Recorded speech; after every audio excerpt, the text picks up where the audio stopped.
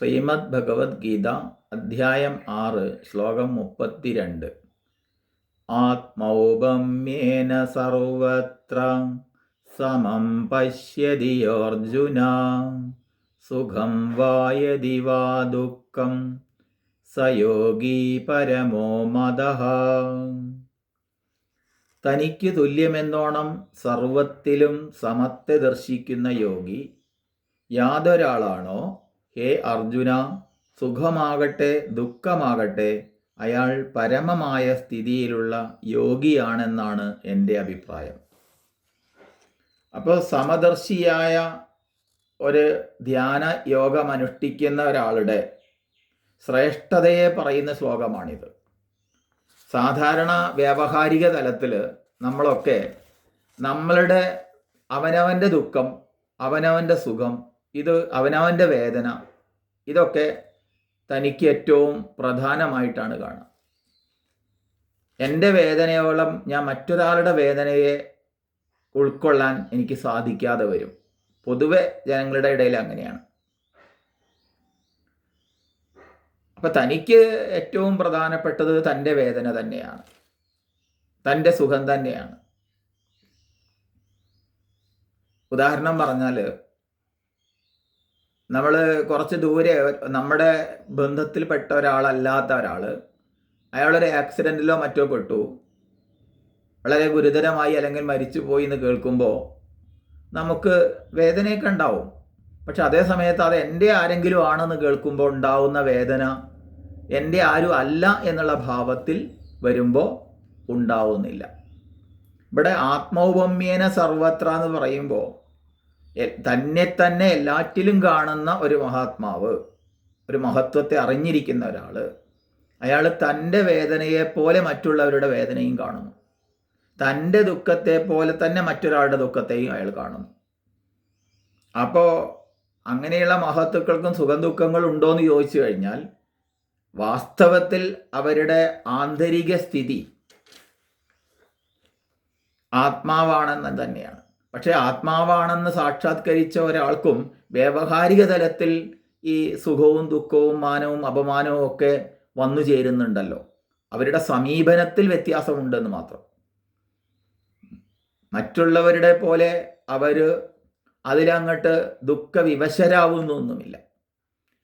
പക്ഷേ ഇതൊന്നും അറിയാത്ത ഒരാൾ അയാളുടെ ദുഃഖത്തെയും അയാളുടെ സുഖത്തെയും അയാളുടെ വേദനയെയും മറ്റാരേക്കാളും തിരിച്ചറിയാനുള്ള കഴിവ് ഈ തലത്തിലുള്ള ഈ ആത്മാവിനെ അറിഞ്ഞിരിക്കുന്ന ആ ആത്മാവ് തന്നെയാണ് എല്ലാറ്റിലും കുടികൊള്ളുന്നതെന്ന് അറിയുന്ന ആൾക്ക് സാധിക്കും എന്നാണ് പറഞ്ഞത്. കാരണം അയാൾ ആത്മാവ് എന്നാൽ താൻ തന്നെ ഉപമിക്കപ്പെടുന്ന ഭാവമാണ് ആത്മൗപമ്യം. ഇത് മറ്റൊന്നിനോടല്ല ഉപമിക്കുന്നത്, തന്നോട് തന്നെയാണ് ഉപമിക്കുന്നത്. അപ്പോൾ സർവ്വജീവജാലങ്ങളോടും തുല്യമായി കാണുന്ന ഭാവമാണിത്. എന്നിൽ ഞാനായി കുടികൊള്ളുന്ന ചൈതന്യ വിശേഷമാണ് സകല ചരാചരങ്ങളിലും വർത്തിക്കുന്നത്. തൻ്റെ വേദന പോലെ തന്നെയാണ് മറ്റുള്ളവരുടെ വേദനയും എന്നയാൾ അതുകൊണ്ട് തിരിച്ചറിയുന്നു. അപ്പോൾ സർവത്തിലുമുള്ള ഭേദബുദ്ധി നീങ്ങി ഈ ഏകത്വ വീക്ഷണം കൈവന്ന സ്ഥിതിയിൽ ഈ ശരീരസംഘാതം എന്ന രൂപത്തിൽ തൻ്റെ ഇഷ്ടാനിഷ്ട മാത്രമായ ഭാവത്തെ അയാൾ കാണുന്നില്ല. എൻ്റെ സുഖം എനിക്ക് അനുകൂലം യാതൊന്നോ അതുതന്നെയാണ് സർവ്വജീവജാലങ്ങൾക്കും അവരുടെ സുഖവും അനുകൂലവും. അതുപോലെ എനിക്ക് എന്ത് ദുഃഖമുണ്ടോ അത് പ്രതികൂലം യാതൊന്നോ അത് തന്നെ സർവ്വപ്രാണികളുടെയും ദുഃഖവും പ്രതികൂലവും എന്ന് അയാൾ അറിയുന്നു.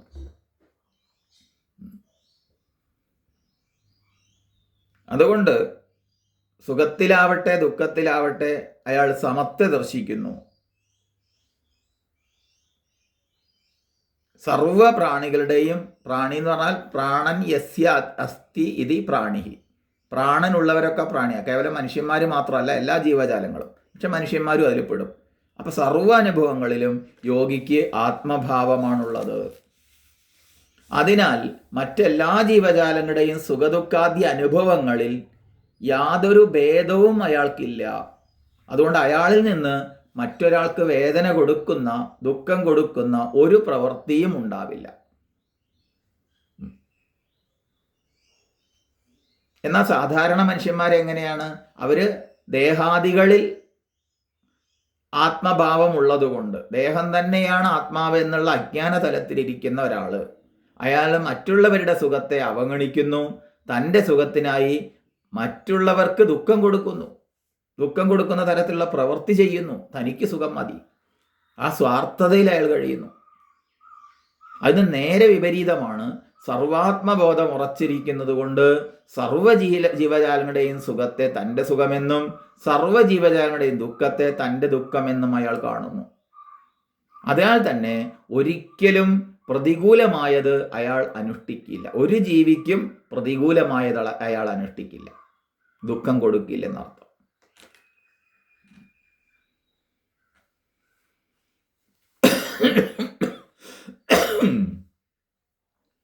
അങ്ങനെ എല്ലാ സമയത്തും ആത്മനിഷ്ഠനായിരിക്കുന്ന ഒരാൾ ലോകസാധാരണമായ ദ്വന്ദ്ങ്ങളുടെ തലത്തെ കാണാനും അയാൾക്ക് കഴിയുന്നുണ്ട്. ലോകത്ത് ഓരോരുത്തരും എപ്രകാരമാണ് ചിന്തിക്കുന്നതെന്ന് ചിന്തിക്കാനുള്ള കഴിവ്, അതിനുള്ള ബുദ്ധി, സാമർഥ്യം ഈ ആത്മജ്ഞാനിക്കുണ്ടെന്നർത്ഥം. അപ്പോൾ ഇവിടെ എല്ലാ ജീവജാലങ്ങൾക്കും സുഖത്തോടൊരു സ്പൃഹയുണ്ട്, ദുഃഖത്തോട് ദേഷ്യവുമുണ്ട്. ഈ സംസാരിക തലത്തെ ഉൾക്കൊണ്ടുകൊണ്ട് തന്നെ യോഗി, ജ്ഞാനയോഗി മറ്റു പ്രാണികൾക്ക് ദുഃഖത്തെ നൽകുന്ന ഒരു പ്രവൃത്തിയും ചെയ്യുന്നില്ല എന്നർത്ഥം. എല്ലാവർക്കും അനുകൂലം മാത്രം ചെയ്യുന്ന ഒരു അഹിംസാവാദിയായിരിക്കും ആര്? തത്വജ്ഞാനി. ഒരു ചെറു പ്രാണിക്ക് പോലും ചെയ്യുന്ന ഒരു പീഡ അത് തനിക്ക് ചെയ്യുന്ന പീഡയായിട്ട് തന്നെയാണ് അയാൾ മനസ്സിലാക്കുന്നത്. അതുകൊണ്ട് സർവാത്മദൃഷ്ടി ഉറച്ചിരിക്കുന്ന ഒരു മഹത് വ്യക്തിക്ക് അഹിംസാഭാവം സഹജമാണ്. ഇത് വേണ്ട പോലെ ഈ ഭാരതീയ ശാസ്ത്രങ്ങളെ, ഈ അഹിംസാ സിദ്ധാന്തത്തെ പഠിക്കാതിരുന്നതാണ്, നാം തെറ്റിദ്ധരിക്കപ്പെട്ടതാണ് ഈ ചൂഷണങ്ങൾക്കൊക്കെ കാരണമുണ്ടായത്. എന്തെല്ലാം അനാചാരങ്ങളും ദുരാചാരങ്ങളും മൃഗബലികളും, എന്തിനേറെ നരബലി വരെ ഇവിടെ നടന്നു. അതൊന്നും ശാസ്ത്രീയമായി ശരിയല്ല. എന്തുകൊണ്ടെന്ന് ചോദിച്ചു കഴിഞ്ഞാൽ ഇതാണ് ഇവിടെ ഉപദേശിക്കുന്നത്. തൻ്റെ വേദന, എല്ലാവരുടെയും വേദനയും തൻ്റെ വേദനയും ഒന്നുപോലെയാണ് തത്വജ്ഞാനികൾ കാണുന്നത്. അതുകൊണ്ട് തനിക്ക് എന്ത് വിഷമങ്ങളുണ്ടോ അതുപോലെ മറ്റുള്ളവർക്കും വിഷമം ഉണ്ടാവുമെന്ന് മുമ്പേ കണ്ടിട്ടറിയാൻ കഴിയുന്ന ഒരാൾ, അവർക്ക് എന്തേ ഉണ്ടാവുള്ളൂ? പരസ്പര സ്നേഹവും പരസ്പര സേവനവും ഈ ആദർശങ്ങളൊക്കെ തന്നെയാണ് ഉണ്ടാവുക. പക്ഷെ അതിന് വിപരീതമായിട്ട് പല അനാചാരങ്ങളും ദുരാചാരങ്ങളും ഈ ധർമ്മത്തിൻ്റെ പേരിൽ നടമാടി. ജാതി തുടങ്ങിയ ഹീനങ്ങളായ സമ്പ്രദായങ്ങൾ മനുഷ്യനെ മനുഷ്യരിൽ നിന്ന് എത്രമാത്രം അകറ്റി.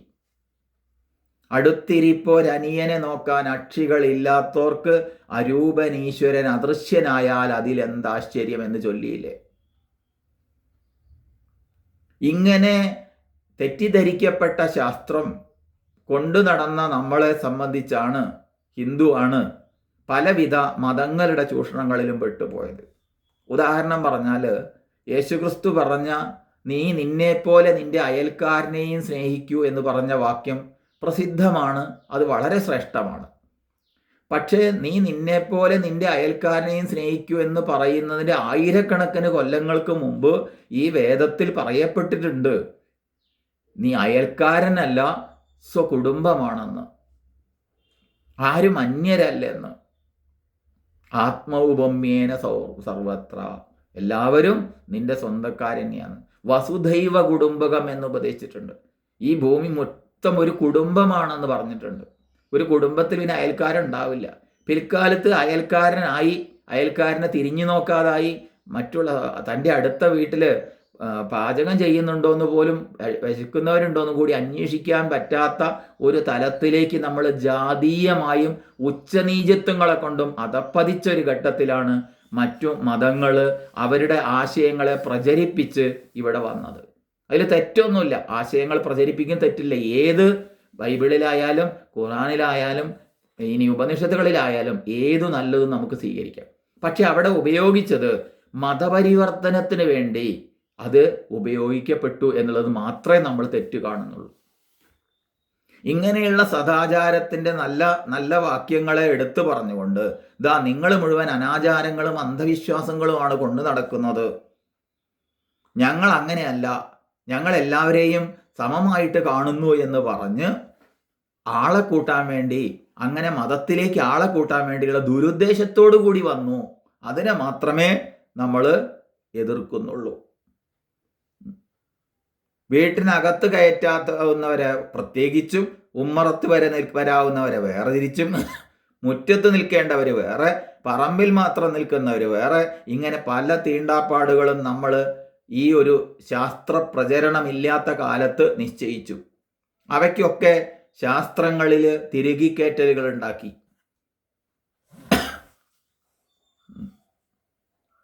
ഇങ്ങനെയുള്ള ദുഷിച്ച വ്യവസ്ഥയിൽ നരകിക്കുന്ന മനുഷ്യരൂപധാരികളായ അങ്ങനെയുള്ള ആളുകൾ ഈ നരകത്തിൽ നിന്ന് മോചനത്തിനായിക്കൊണ്ട് വെമ്പി. അപ്പോഴാണ് ഇങ്ങനെയുള്ള ദുരുദ്ദേശത്തോടു കൂടിയുള്ള മതപരിവർത്തനവും മറ്റും ഉദ്ദേശിച്ചുകൊണ്ടുള്ള ആളുകൾ കുടിയേറിയത്. അങ്ങനെ സർവത്തിലും ചൈതന്യം ഏകമാണെന്ന ഈ ശാസ്ത്രോക്തികളെ, അതിൽ നിന്ന് സ്വാഭാവികമാവുണ്ടാവുന്ന സ്നേഹത്തെ, ഈശ്വരന്റെ ശരീരാംശങ്ങളാണ് ഈ പ്രപഞ്ചനം മുഴുവനും എന്ന അറിവിൽ നിന്ന് ഉരുത്തിരിഞ്ഞു വരുന്ന സേവനത്തെ, ഇവയേക്കാൾ ഉത്കൃഷ്ടമായിട്ട് എന്തുണ്ട്? വിശ്വമഖിലം ഒരു പക്ഷിക്കൂട്. അവിടെ ഏത് ജാതിയോ ഏത് മതമോ ഏത് ദേശത്തുള്ളവരോ ഏത് കാലത്തുള്ളവരോ ആരോ ആവട്ടെ, എല്ലാവരും എൻ്റെ സ്വന്തക്കാർ തന്നെ, ആരും അന്യരല്ല എന്നുള്ള കാഴ്ചപ്പാട് അനാദിയായ ഈ ശാസ്ത്രത്തിൽ ഉണ്ടായിരുന്നു. തനിക്ക് തുല്യം സർവ്വജീവജാലങ്ങളെയും കാണുന്നവൻ സ്നേഹത്തിൻ്റെയും അഹിംസയുടെയും സേവനത്തിൻ്റെയും മൂർത്തിയായി തീരുന്നു എന്ന് എത്ര കാലം മുമ്പ് ഉപദേശിച്ചിട്ടുണ്ട്. ഇവിടെ അന്യൻ നിന്നോട് എപ്രകാരം പെരുമാറണമെന്ന് നീ ഇച്ഛിക്കുന്നുവോ അപ്രകാരം നീ അവനോട് പെരുമാറുക. സത്യത്തിൽ നാം ഒന്നാണ്, ആരും അന്യരല്ല. ഈ ഒരു വീക്ഷണം ഇവിടെ ഉണ്ടായിട്ടും അതിനെ പഠിക്കാത്ത, ഇന്നും അത് പഠിക്കാതെ, തൻ്റെ ശാസ്ത്രങ്ങളും തൻ്റെ ആചരണങ്ങളും ഒക്കെ തെറ്റാണെന്നും മറ്റു മതങ്ങളുടെ ആചരണങ്ങളാണ് ശരിയെന്നും പറയുന്നവർ ഇന്നുമുണ്ട്. അപ്പം അതുകൊണ്ട് പറയുക, ആത്മജ്ഞാനിക്ക് ഈ പ്രപഞ്ചം സ്വശരീരം പോലെയാണ്. എല്ലായിടത്തും ഞാൻ തന്നെയാണ് വ്യാപിച്ചിരിക്കുന്നത്, ഞാനേയുള്ളൂ, മറ്റുള്ളവർ എൻ്റെ തന്നെ രൂപഭേദങ്ങളാണ് എന്നുള്ള ആ സമ്യക് ദർശനം. ആ സമ്യക് ദർശനത്തിന് സമാനം വയ്ക്കാൻ മറ്റൊരു ശാസ്ത്രങ്ങളും ഇന്ന് വരെ ഉണ്ടായിട്ടില്ല. ഇതിലുള്ള ചില വക്കും മൂലയും മുക്കും മുറിയും ഒക്കെ മറ്റു മതഗ്രന്ഥങ്ങളിലുണ്ട്. അതിന് സമഗ്രമായ വീക്ഷണം അത് ഇവിടെ ഉള്ളപ്പോഴാണ് നമ്മൾ ഈ വക്കും മൂലയും ഒക്കെ തേടി പോകുന്നത്. ഒന്ന് ആലോചിച്ച് നോക്കൂ. അതുകൊണ്ട് ധ്യാനയോഗത്തിലൂടെ അന്ധക്കരണ ശുദ്ധി നേടിയ ഒരാളിൽ ശാസ്ത്രബോധത്തോടു കൂടി അയാൾ കാണുന്ന കാഴ്ചപ്പാട്, ആ യോഗദർശനം ഇവിടെ സവിസ്തരം വിസ്തരിച്ചിരിക്കുകയാണ്. ഇതാണ് ലോകത്തിലുള്ള സർവത്തിനെയും തന്നിൽ താനായിരിക്കുന്ന ചൈതന്യം തന്നെയാണ് സർവത്തിലും കുടികൊള്ളുന്നതെന്നുള്ള ബോധത്തിൽ എല്ലാറ്റിനോടും സ്നേഹവും അതിൽ നിന്ന് ഉടലെടുക്കുന്ന സേവനവും അത് തന്നെയാണ് സനാതനധർമ്മത്തിൻ്റെ യുക്തിയുക്തമായ വീക്ഷണം എന്നാണ് ഈ ശ്ലോകം നമ്മളോട് ഉപദേശിക്കുന്നത്.